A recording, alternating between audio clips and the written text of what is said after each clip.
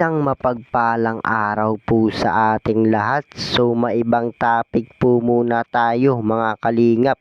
Una sa lahat, mega love shoutout po pala sa mga solid supporters ng Tres Marias. Mga silent viewers dyan, kumusta po kayo? Welcome po muli sa aking munting YouTube channel. Good news, Kalingap Rab nagulat sa ipinakitang ugali ng Tres Marias at pabahay para sa kanila. Matutuloy na.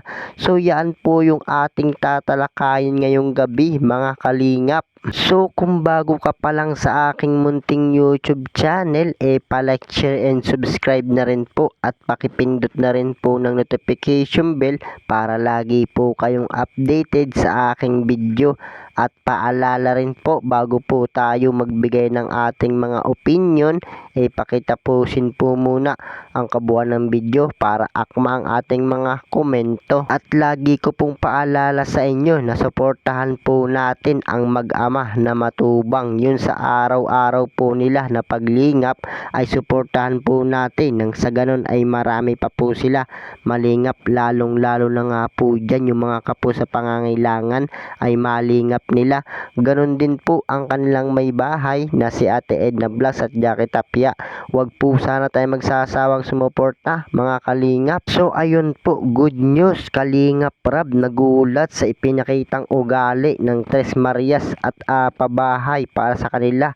Matutuloy na. So medyo nagulat nga po etong si Kalingap Rab sa kanyang pagbisita dito nga po sa tatlong ito.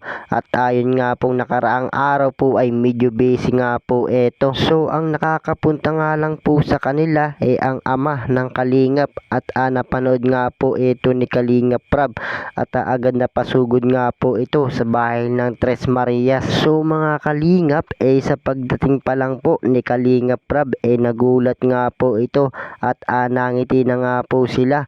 Medyo nagbago na nga po sila. So parang ipinapakita nga po ng Tres Marias na hindi po sayang yung pagtsatsaga ni Kalingap Rab at unti-unti pong nagbabago sila. So dito nga po isinama na nga po ni Kalingap Rab sa listahan na isa sa papababahayan niya itong Tres Marias mga kalingap.